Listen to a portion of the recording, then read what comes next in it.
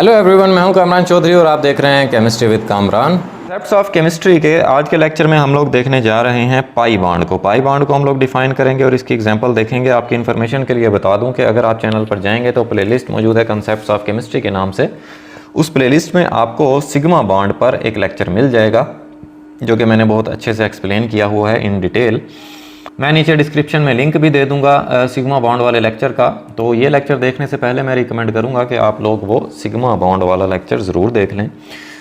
तो यहाँ पर आ जाते हैं हम लोग पाई बॉन्ड के ऊपर। तो सबसे पहले हम लोग डिफ़ाइन कर देते हैं कि पाई बॉन्ड होता क्या है, फिर हम इसके एग्जांपल के ऊपर आते हैं। तो पाई बॉन्ड को आप कुछ इस तरह से डिफ़ाइन करते हैं कि a bond formed between two already sigma bonded atoms by the sidewise overlap of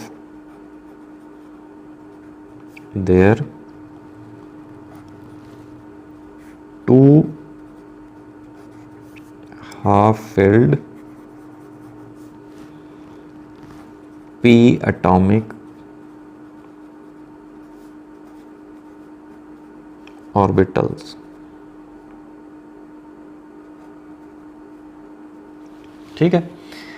सो कुछ इस तरह से आप पाई बॉन्ड को डिफाइन करते हैं कि दो half filled P atomic orbitals जो कि ऑलरेडी सिग्मा बॉन्ड बना चुके होते हैं, उसके बाद जो बनने वाला बॉन्ड होता है उसको हम लोग क्या बोलते हैं?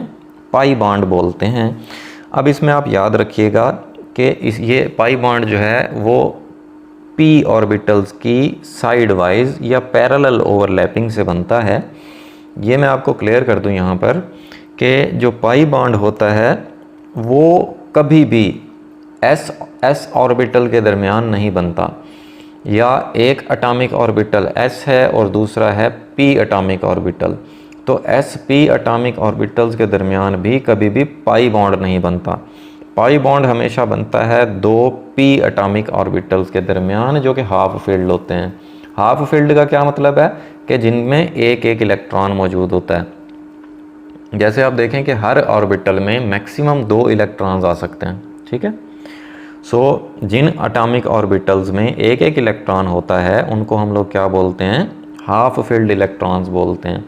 तो डेफिनेशन की तो आपको समझ आ गई होगी, और जैसा मैंने यहाँ पर लिखा हुआ है कि पाई बॉन्ड को आप कुछ इस तरह से सिंबल से रिप्रेजेंट करते हैं। ये जो पाई का सिंबल होता है इस सिंबल से रिप्रेजेंट करते हैं।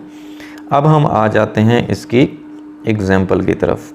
अब इसकी एग्जाम्पल में हम लोग यही देखेंगे कि बेसिकली पाई बॉन्ड जो होता है वो 2 पी ऑर्बिटल्स के दरमियान बनता है।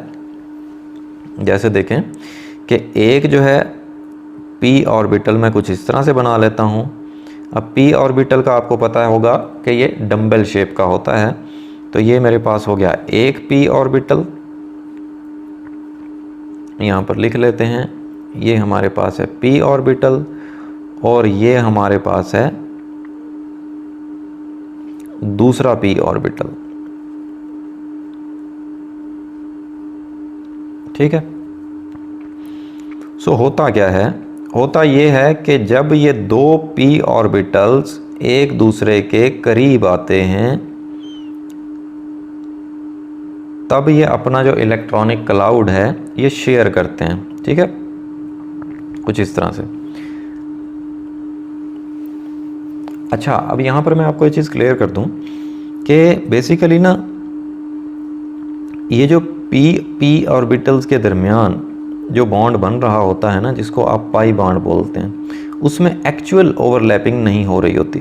ठीक है, जैसे सिग्मा बॉन्ड में होती है ना, एक्चुअली जो एटॉमिक ऑर्बिटल्स होते हैं वो ओवरलैप कर रहे होते हैं, हेड टू हेड ओवरलैप हो रहा होता है। ठीक है, लेकिन यहाँ पर p जब ऑर्बिटल्स के दरमियान जब पाई बॉन्ड बनता है तो इनके दरमियान एक्चुअल ओवरलैपिंग नहीं होती, बल्कि इस तरह समझें कि ये क्या होते हैं, ये जो p ऑर्बिटल्स होते हैं ये एक दूसरे के करीब आ जाते हैं और अपना जो ये इलेक्ट्रॉनिक क्लाउड है, मींस के वो एरिया जहाँ पर इलेक्ट्रॉन्स पाए जाने के चांसेस होते हैं, वो एरिया अपना ये क्या कर लेते हैं, सिर्फ शेयर कर लेते हैं, ठीक है, एक दूसरे के करीब आकर।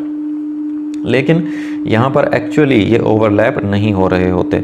इसे बोलते हैं हम साइड ऑन ओवरलैप या पैरेलल ओवरलैप, ठीक है। तो इस साइड ऑन ओवरलैप के रिजल्ट में जो बॉन्ड बनता है उसको हम लोग क्या बोलते हैं, पाई बॉन्ड बोलते हैं, जिसको हम कुछ इस तरह से रिप्रेजेंट करते हैं। ये आपने देख लिया कि पाई बॉन्ड को कैसे डिफाइन करते हैं और किन एटॉमिक ऑर्बिटल्स के दरमियान पाई बॉन्ड बनता है। तो होपफुली आपको ये लेक्चर बड़े अच्छे से क्लियर हो गया होगा। फिर भी अगर आप लोगों के माइंड में कोई कन्फ्यूजन होती है, कोई क्वेश्चन है आप लोगों का, देन आप नीचे कमेंट सेक्शन में मुझसे पूछ सकते हैं या मुझे पर्सनल ईमेल भी कर सकते हैं। अगर आपको वीडियो पसंद आई है देन चैनल को सब्सक्राइब ज़रूर कीजिएगा, वीडियो को लाइक किया करें, शेयर किया करें। Thank you very much.